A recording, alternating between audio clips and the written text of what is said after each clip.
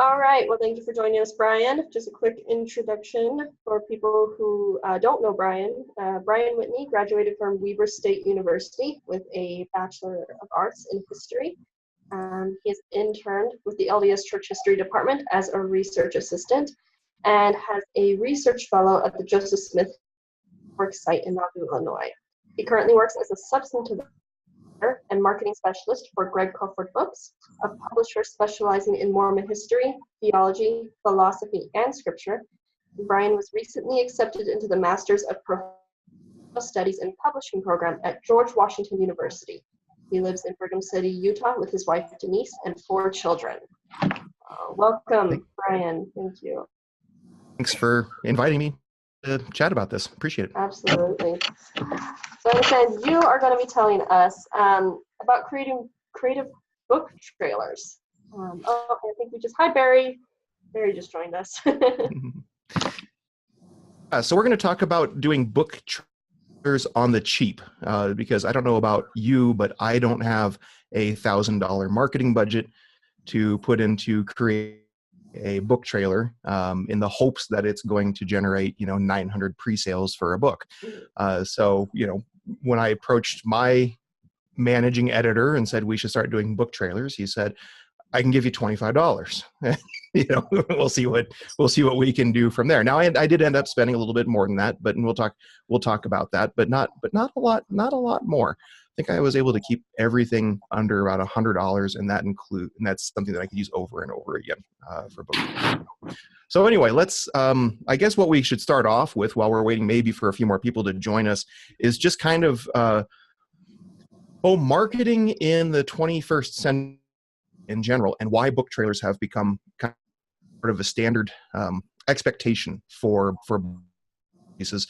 It's to reach the widest audience for the least amount of money, the most effectively. Most marketing is going online nowadays, and it's really getting things out there that people like and share on social media. The biggest things that people share out there are clickbait type articles and videos that catch their interest. Now, and cat memes. But since we're going to market books, we're probably not going to use cat memes. But the clickbaity articles are actually for promoting books. If you can get an author, and again, speaking from the publishing side, if you can get an author to write up a short little article that's tangentially related to their book and something that catches the eye, 5 lessons that you learn about such and such. That's helpful, but videos are also a great way to reach an audience and really tell them about a forthcoming book. On average, we've got about on our Facebook page for Greg Crawford Books, we've got about 4,000 followers. And on average, we get about 5,000 views on our videos put out there. So that tells me that people are watching them for at least 3 seconds. And then some people are also sharing them, because that's how Facebook gauges it as a watch video, is it's at least 3 seconds. So the keys is that you want to keep the videos short. People don't have long attention spans when it comes to videos. They don't want to watch a lecture. They want to see just a little trailer, like a movie trailer, that entices them to want to learn more about the book. So what I'm going to start off with is talking about time lengths and talking about 3 different styles of book trailers that I would suggest based on the type of book that you're putting out. Work in the scholarly publishing fields. All of the stuff that I'm going to show is on scholarly book titles now, but we can apply it to any genre. We can apply it to fiction or to anything. Maybe not cookbooks as easily, but practically anything else. So the sweet spot for videos that I've found is about 1.5 to 2.5 minutes long. Anything much longer than that, you end up losing people's attention, drags on for too long. Anything shorter than that, and you're probably not getting as much information out there as you should about the book. So if you can aim for about 1.5 to 2 minutes. Another reason why you want to keep it under 2 minutes is because that's the cap that Twitter uses for how long of a video that they'll permit on a page, is 2.5 minutes. Okay, so what I'm going to start by doing is just showing you some examples of videos that I've created. Now, I'm definitely not an expert in filming or in editing or putting all of this together. That's not my background. I have a history degree. I'm a book nerd. So this was really a fly by the seat of my pants thing, and I'm still learning as I go. So, you know, some of this stuff, I think that with each video, we've learned just a little bit more and what we'd want to do the next time. So let me share a screen here. All right, let me expand that. Okay, so this is our YouTube page. And we don't really use YouTube pages. We don't really push it for people to subscribe to it. It's more just a catch-all for the videos that we use. Our promotion really goes more on Facebook and on Twitter than it does on YouTube. But let me show you a couple different videos. Now, the first kind of video that I'm going to talk about is an interview video. It's where I actually interviewed the author for the video.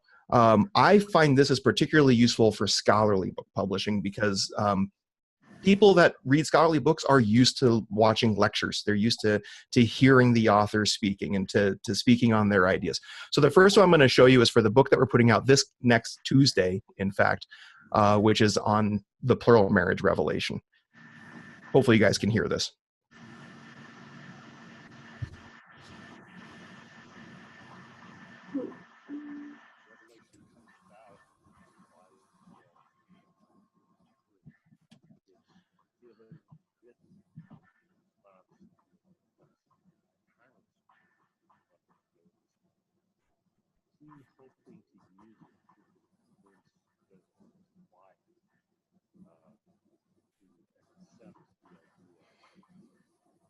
The revelation does reflect the theology changes of theology in Nauvoo.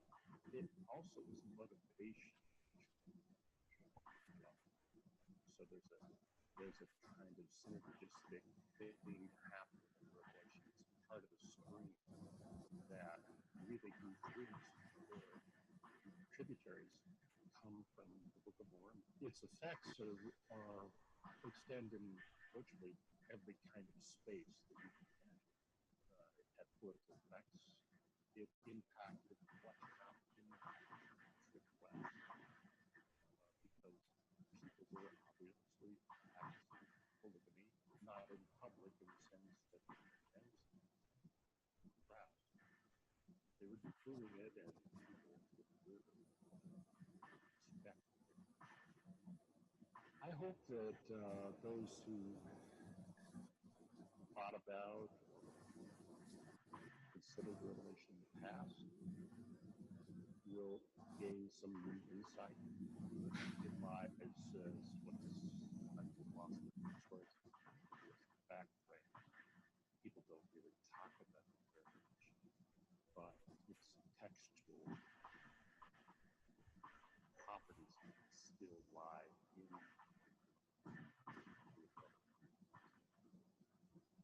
the effect of the revelation letters today is felt deeply in liturgy of the temple. Its structure, the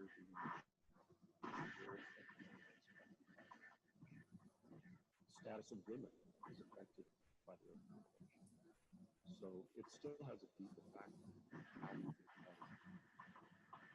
how we think about the nature of salvation, how we think about what family is, how it impacts the nature of, well, succession in church leadership. Okay, so a couple of things to let me close that page before it goes to the next video here. A couple of things to talk about with this video. Oops, sorry. That one went over the time, that the sweet spot time. I think we ended up at almost 3 minutes on that one. It's like 2 minutes and 58 seconds. I would have, you know, I probably would have liked to keep it shorter, but to be honest with you, I was just probably too into what he was saying. So I just let it go a little bit long. You'll notice that there's a lot of images that are used in there. Now, this was an interview that I did with the author. The total interview was about 15 minutes long, and it was an unscripted interview, right? So very casual. I had 4 prepared questions going into the interview and just let him go. And what I ended up doing is later when I edited it, I found the, couple minutes out of it, 2-3 minutes out of it that I wanted to use for the actual video. So what that means though is that you're going to have rough transitions because I'm taking a piece from the 1 minute mark, a piece from the 3 minute mark, a piece from the 4 minute mark, and just kind of hodgepodging them together. And that would make a really awkward transition if you just let it play straight through. Hence the use of images, right? Using images smooths over those transitions to where when it goes back to the speaker, it doesn't look like this like abrupt cut into another section, right? It makes it feel like it's all one conversation. The second kind of video I'm going to show you here, get back to my page. Hey, Brian, I'm not able to hear the video. Oh, you aren't? Okay, let me see if there's a share setting here. Hold on. Thanks for speaking up. I had assumed you could hear it. All right, let me see. Okay, yeah, I found a button here for share computer sound. So hopefully this next one will, and I don't think it's okay. Since it didn't share the first time, I'm just gonna play like 10 seconds of the video this time, if that's all right. Just for people who didn't get a chance to hear the music or to hear the author speaking. Now, another thing that you'll notice, I'm just gonna over the top of it now. Another thing you'll notice is that it didn't immediately start with speaking.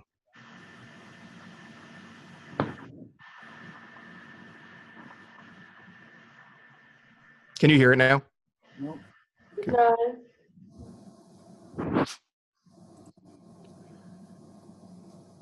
Oh, wait, hold on. Joseph Smith's wife There we go. to accept the idea of polygamy. The Revelation does reflect the theology, the changes of theology in Nauvoo. It also is a motivation for change in theology in Nauvoo. So there's a kind of synergistic thing happening with the Revelation. It's part of a stream that really whose roots or contributaries come from the Book of Mormon. Its effects are okay. extended. I'm going to go ahead and stop it there since I played it before, but that gives you an idea. Again, I like the interview style videos because I think that it's really helpful to see the author, to hear the author's voice. And I really like the more candid, non-scripted approach to doing the trailers. It feels to me a little more authentic, a little more raw. And I'll tell you, if there's anything about social media marketing that I've learned, it's that people don't like things to be overly polished on social media. They like things to feel a little informal and a little bit more real and candid, right? That tends to get more likes and shares than the stuff that's really highly polished. Okay, so that's one example. Let me go back to my page here and pull up another video example. And these will be shorter. Let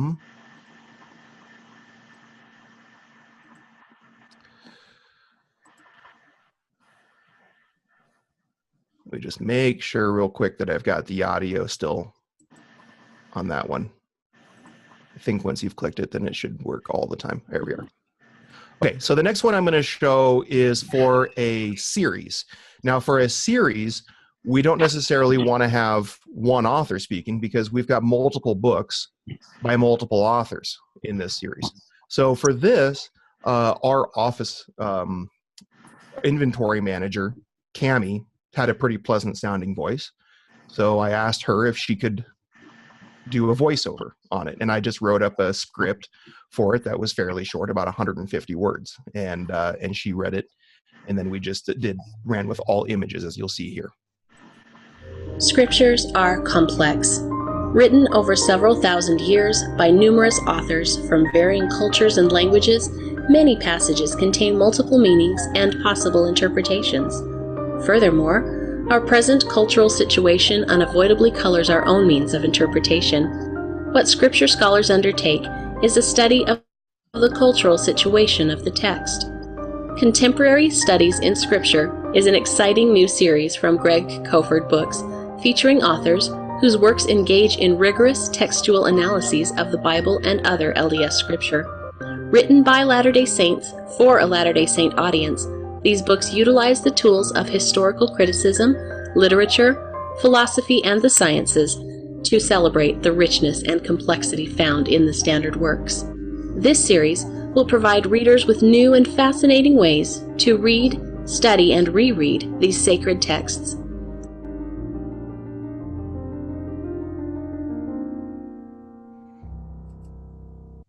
Okay, so you can see from that, obviously a lot shorter, an overall general description of this series, not digging into a particular title, just kind of saying here's what the series is about.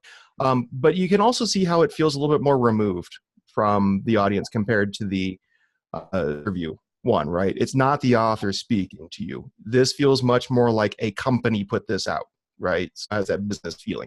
But still, it's a very useful video, particularly for introducing that series. And I've got that video posted on our website underneath that series name so that people can kind of get a quick taste for what the series is about.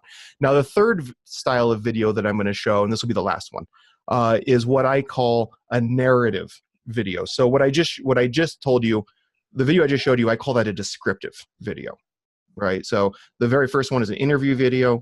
Second one is a descriptive video where we're describing the book, describing the series. This third one is a narrative video, which is actually taking an excerpt out of the book. And its purpose is to build a little more intrigue, right? So this would be good for fiction, for instance. If there's a particular passage that's not too long, about 150, maybe 200 words, that gives a good flavor for what the book is about, then that would maybe perhaps make a good narrative type video. Okay, so I'm going to show you that.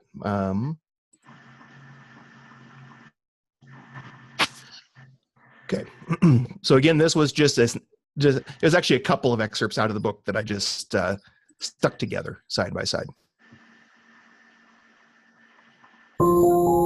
I grew up in a little pink house in Parkersburg, Illinois, a town of 250 people in the southeastern part of the state. Picture a landscape of gravel roads and rolling hills and low skies. Towns and outlying farmhouses sit amidst tracts of corn and soybean fields.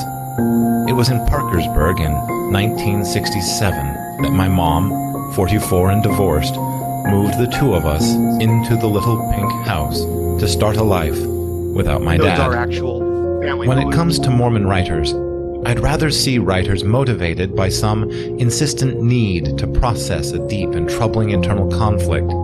By contrast, Mormon writers who seemingly have no internal conflict, who are wholly certain of themselves and the rightness of their position on any number of matters, they might be more interested in lecturing than writing. Those writers need a soapbox instead of a pen. Be authentic. You and I should write what we want to write, and we should say it the way we want to say it, regardless of who might be looking over our shoulder.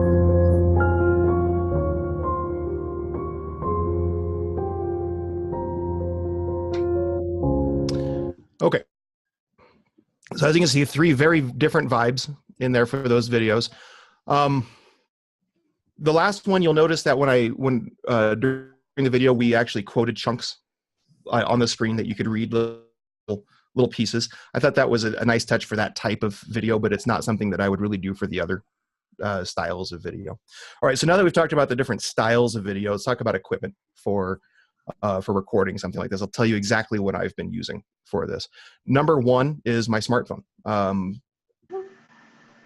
I used my smartphone to record the interview with Bill. Now, if you're not going to use actual footage from the author, then all you really need to do is just find a bunch of images, and I'll tell you how to do that in a second.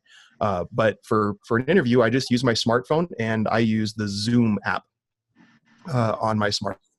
Zoom is what we're using right now to record, and it records in high definition, which is what I liked.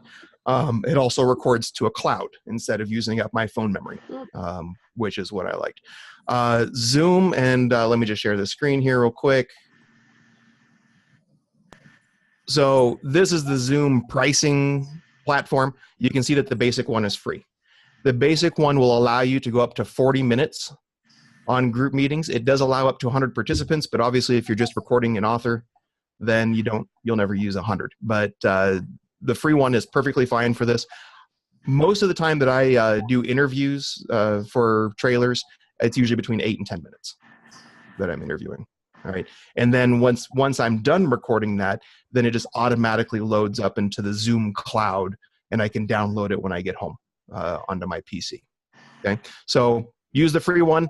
I personally use the pro one, but that's because I also run 2 podcasts and I use Zoom for everything. All right. As far as microphones, you're going to want to make sure that you've got a decent microphone. If you're just relying on your phone's internal built-in microphone, then they're going to sound very distant from you. They're not going to sound, it's not going to have that nice quality where you can actually understand what they're saying. It's going to sound muffled. It's going to, the audio is going to bounce off of everywhere, and it's just going to sound very poor quality. So let me show you what I've been using for microphones. For author interviews, I prefer to use a lapel microphone. And what I have is a lapel microphone that plugs right into my iPhone. Let me share the screen on this. So this is a lapel microphone that, as you can see down in the bottom there, it shows the plug-in. It'll plug right into a smartphone. This costs $13 for this, right? So fairly cheap piece of equipment. Just make sure that the cord is long enough to where you could be sitting across the table from them or sitting a safe distance away from them. Here's my lapel microphone. Just throw that up in the camera there. And as you can see, it's got a nice big long cord. So it's about 5-6 feet long cord. So I can sit a decent distance away from them. Although I do want the camera to be fairly close to them. For the voiceover narration, I probably wouldn't use the lapel microphone for that because it just gives a slightly different audio quality. So I do have a different microphone that I use for that. It's not the microphone that you're looking at here. This is my podcasting microphone, personal microphone, but let me show you what we have in the office. This is what we bought for the office. Now this was $22 for this, but it gives a nice, crisp, clear audio quality, right? And the most important thing is that it plugs into a computer. Thanks. Right. It has a USB jack, and that's what you really want to look for. You can see here where it says USB microphone. That's what you want to look for. Okay. In fact, I insist for all of our authors to buy a USB microphone because part of my marketing package that I set up for them is recording podcast interviews and things like that. And I want them to sound good when they do it. So we have one in the office that they could use if they live locally. But for instance, the book that we're putting out in May, the author lives in California.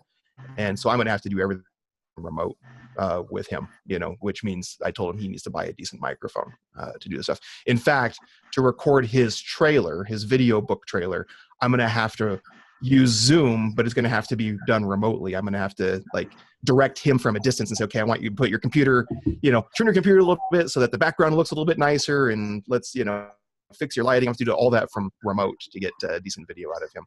And I also told him to buy a lapel microphone too. All right.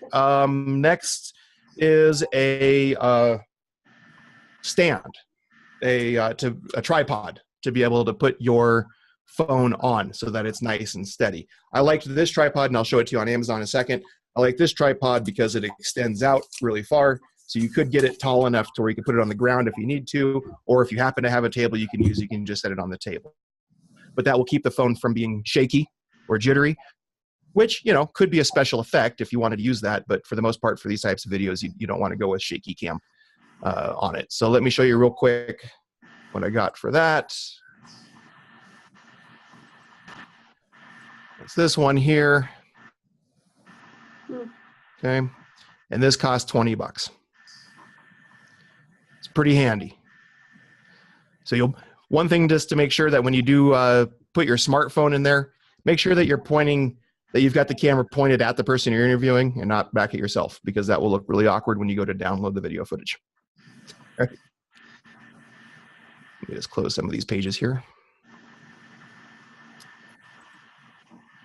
Okay. And yeah, so that's the main 3 things for the recording of it is the recording software, which again, I use Zoom for recording, the device for recording, which I just use my smartphone, and the microphone, for good audio quality, and a tripod Those are the 4 things that that you need to have to be able to set up. Lighting is important, but I've just been looking for rooms that have naturally decent lighting to do it in. As long as it's even lighting, natural lighting is fine.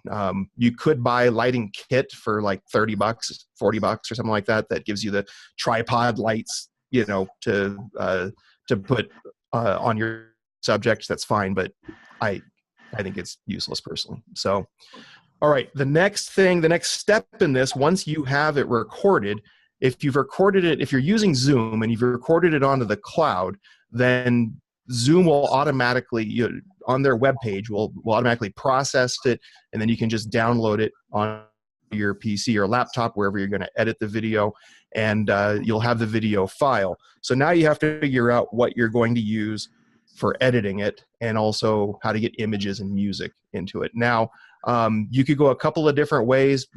I use a program called Filmora, and let me show you that program real quick here. This is what I use for doing my video editing. So I just, to prepare for this, took a short little video of just myself talking here. Actually, it was a podcast that I did, so I've got another person on the line.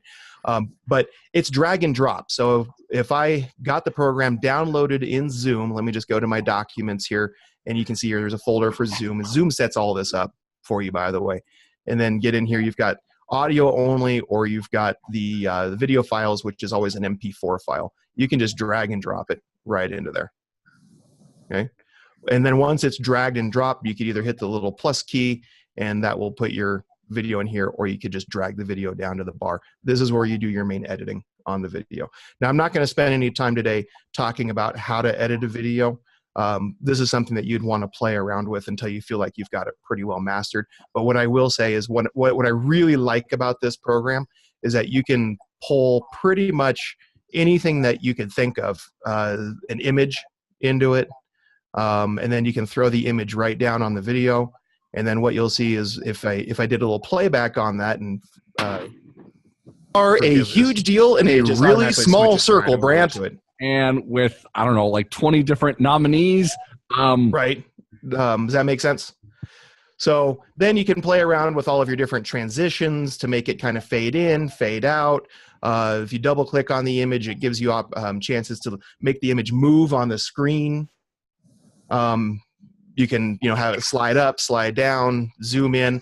I think this is, I can't remember, the documentary filmmaker, Ken Burns. Ken Burns has his own style of image motion called the Ken Burns effect, right? Where it just kind of like slowly kind of just grows into the camera. What I found is you want the images to keep moving, right? You don't want to have any real static images unless you want them to read something. If you want them to read something, then have a static non-moving image.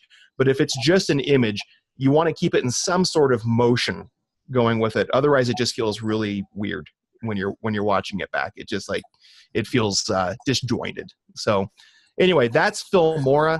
Now Filmora, let me get the pricing up here for Filmora. Well, they're not showing the pricing on here. I'll just show you the website. So Filmora.wondershare.net, you could just Google Filmora. This cost me $60 for this. So this was the most expensive piece of equipment that I bought for film editing. Now, Microsoft has its own free film editor called Windows Movie Maker. You could use that. I find Filmora is a little bit more user-friendly for amateurs. And, it's a little easier. They have a lot of nice kind of intro and outro templates. They've got, it's really easy to add music. So it's just an easier program. But Windows Movie Maker, even though it's a little bit more limited in its use, does work. And if you want something free, that's the way to go. Yeah.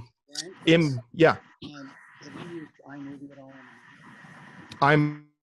I can't hear you. I'm sorry. Have you used iMovie? Sure. I only because I don't own an Apple. Okay. But yeah, absolutely. iMovie is a great product. So It's very user friendly. Okay, great. Yeah, definitely recommend it. You can do a lot of drag and dropping. I mean, that's what I like about Filmora is that you can just drag and drop anything in, right? And iMovie, I believe, is the same way. So yeah, whatever you have out there that you can use. Again, we're talking about creating a 1.5, 2.5 minute video. We're not talking about creating a feature length motion picture, right? So you really don't need a heavy duty editing program. You just need something where you can add some music and adjust the levels and add an intro and an outro and some words on it and images into it and things like that. Okay, so let's talk about images. Unless you have any questions. If you have any questions right now, before I move on to the next section. You are answering all questions that I was kind of writing down. So okay, so great. Okay. All right. So for images, the biggest thing that you want to make sure of is that you're using royalty-free images, right? Because you don't want to end up a couple of years down the road, 5 years down the road, being sued for using a copyrighted image. And I'll show you how to find royalty-free images. Now, because we're in LDS scholarly publishing, a lot of the images that we're going to be using are specific to Mormonism. So for us, a lot of the images that we have access to would be through like the church history library, things like that, right? And they'll have on there whether it's free for public use when you go to do an image search at the church history library's website. So that's how we find a lot of our stock images. But for generic stock images, Google image search is probably still the place to go. So let me just share this screen. We'll show you how to find royalty-free images on Google Images. Okay, so this is just the regular google.com page. If up here in the upper right-hand corner, if I can click it, you'll see it goes, you've got an images option. So now anything that you search in there is only going to pull up images.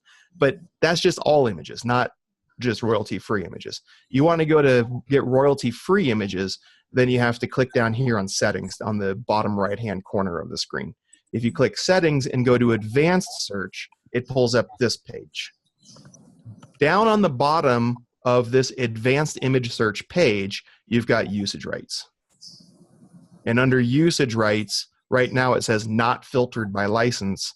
You can switch that to free to use or share, or to free to use or share even commercially. Okay, that's probably a better option. Because some people will say it's free to use or share for personal use, but not for commercials, right? So that's the one that I use, is free to use or share commercially. And then up here under find images with, then you can type in whatever your search criteria is. So let's just say that we want to find, I don't know, a green field. Hey, look at that. I already did that search before. So now you know that all of these images are free for use. Okay. What you want to look on, and the nice thing about when you do this image is that most of them are pretty high quality images. What you want to look at when you scroll over is you can see down the bottom of it where it shows the numbers. It says like that one says 1920 by 28 or 1280, right? Or if I go over here to this tulips 1064 by 683. What you want to look for is a decent amount, high end of numbers, because that's the resolution of the photo, right? Now, because you're doing this as a web video, and you're not going to be playing this at some big movie theater, you don't really need that high of resolution, but I would recommend probably staying over 1,000 on the resolution. So if it's like this one's huge, 5184 by 3888, that's a huge photo. That would be big enough to be able to like display on a wall and be clear. This one, 960 by 720, it's probably still usable, right? But what you don't want is something that's like 100 by 300, because if you do that, then it's going to be green in your video. Okay, so if you want it to be nice and crisp, this was probably usable too. 899 by 600, I'd probably go with that. But just keep that kind of around 1,000 mark in your mind. Okay, so that's how you get to royalty-free images, is through the advanced image search, and then just down on the bottom, usage rights, and switch it to free to use or share even commercially. I rarely ever modify the images. The final one is that free to use, share, or modify even commercially. And that'd be good if you do plan on modifying the image, you'd want to use that. I rarely ever modify them. So once I have the images that I want, and I'll tell you, that's where I spend a lot of time, is deciding what images I'm going to use, right? And you could spend all day hunting for the right images to use on the video. Now we'll talk about music. I use Free Music Archive. Free Music Archive gives you royalty-free music. And what I do for it, I stick with instrumental music, right? So you can go up to genre here, and you can see the different genres that they play. Instrumental has its own genre, which is great. Personally, I usually just in the genre box here pick a couple, right? So like I want it to be instrumental, but I also want it to be folk instrumental, right? For instance. So this allows me to pick both instrumental and folk. And then when I hit OK on that and I hit go, then it brings up all of these results. So all of these songs are considered folk instrumental of various styles, and they're all free for use and commercial distribution. Okay, so you can test them out. Another area that I spend a lot of time on is just going through a lot of different songs and trying to decide, is this going to be the right vibe for, for this video? Classic one, like this krautrock, that's great. Right. Different styles of music. Once you've decided on the kind of music that you think would be good for that video, then you just hit this download button over here. Right, that'll put it as an MP3 into your download folders. I'll just go ahead and click Show in Folder. And I'll go back over into Filmora. And I could just drag that right into the project. Okay, and now you can see it right there. I can move it around, move it to the beginning, say I want to start halfway through if I want 2 different songs, move it around. Okay, and again, that's pretty standard for any editing software that you use. All right, and let's see if I had another point on there. Oh, okay, so so you guys understand how to do a safe search for images, right? Find royalty-free. You understand where to find royalty-free music that you can use. Some of the basic tools of video editing to put it together. The last thing that you can do, and I think, again, this is pretty standard for all video editors, whether it's Filmora or whether it's Apple's program, or whether it's Windows Media, all of them give you the option of exporting it as a file to YouTube. So let me just go back onto sharing here real quick. So once I have my video done, and if I hit this export button over here, and again, every program has this, then I can just put in the title, the description, and it will upload to my YouTube account. Right. The other thing that I would do, though, is I would not just export it as to YouTube, but I would also export it. Hold on. See, now it doesn't like me. I would also export it as an MP4 file, which is just create video. And then I get to select MP4 from here. It'll be different for each software editing program, but they all have the ability to do this. The reason I want it as an MP4 video is because I can upload that directly into Facebook. Okay. Don't share, let me stop sharing this. Don't share YouTube videos on Facebook. Let me close out of this real quick. Because Facebook's algorithms and what they will promote on people's pages, they don't like promoting YouTube videos. They have their competitors to Facebook, and so Facebook will do everything they can to keep YouTube videos from showing up in people's feeds. So what you want to do is upload it directly onto your page as a video from your MP4 file, and it even gives you, one nice thing about it gives you the option to add captions to it once the video is uploaded. Now, you do have to go through and kind of edit those captions, because what it hears and what is actually being said are sometimes 2 different things. You may end up with an accidental swear on there if they heard the wrong word, you know. So you want to make sure that the captions are right, but that will give you much better opportunity for your video to actually show up on people's walls if it's a Facebook video as opposed to a YouTube video. So you can boost that video and put a little bit of money behind it and reach a broader audience. If you guys aren't boosting your posts on Facebook, if it's related to book publishing, start doing it, because that's probably the best form of cheap advertisement that we have in this day and age. So we'll put, let's say that I put the video out 3 weeks before the book is coming out, which is typically about a month before the book is coming out is when I'll try to have a video out. Then we will boost the video for about $1 a day, right? So put a $30 promotion into it on Facebook, try to reach a wider, broader audience. And that's how we usually end up with the 5,000 views and things like that. All right.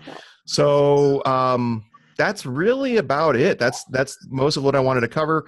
We first started talking about the different types of videos you can do, whether it's going to be, again, a descriptive type of video, whether it's a narrative type of video, just reading a straight excerpt from the book. In descriptive and narrative videos, you're going to end up using a lot of images because it's all image driven at that point, since you don't have video footage of the author. So you're going to spend a lot of time trying to find images that you can just switch from throughout the video. And then, of course, there was the interview style of video, which is my personal favorite. We talked about the equipment. So again, a smartphone works. They've got good cameras on them nowadays. Just get a little lapel mic that you can plug into your smartphone, or get a USB microphone that you can plug into your laptop or computer so you can do a decent voiceover. Make sure you got a tripod so that it keeps the camera fixed and steady. And then we talked about the editing. So whether you want to use iMovie on a Mac, or whether you want to use what I use, Filmora, or whether you want to use Movie Maker, they all have pretty much the same functions, and they're pretty inexpensive or free. And just have fun, just play around with it, right? Play around with it till you have it together. Upload it to YouTube, upload it to Facebook, and start sending out those links to people to try to get their attention. Boost the posts and get in front of an audience. Would it also be an MP4 for other social media platforms such as Twitter or Instagram? Yeah. So Twitter uses Twitter uses MP4 as well. Now, one of the things that you can set on YouTube is YouTube and Twitter like each other. YouTube and Facebook don't like each other, right? But YouTube, on your account in YouTube, you can actually set up a link to your Twitter so that whenever you post something on YouTube, it automatically posts it for you on Twitter, on your Twitter page. So just go into your settings, and I think it's like under sharing settings. Then you can log in under your YouTube account, and then it will automatically cross posts. Yeah, they don't do it with Facebook, but they do it with Twitter. All right. Well, thank you very much, Brian. Barry, did you have any questions? Okay. Yeah. No, you were very thorough. So did I overwhelm you? It was excellent. I was kind of just, as you were first talking about the videos, and I was noticing things. I was writing down questions like, what programs do you use? What equipment do you use? Where do you get the images? But you answered all of that. So great. Very well, much. I hope that it's helpful. Out there. I think it's a powerful tool for sparking some interest. Yeah, I think it is too. I think it's brilliant. So, all right. Well, thank you again for being with us, Brian. Yep, you bet. Have a good day. Thank you. You too.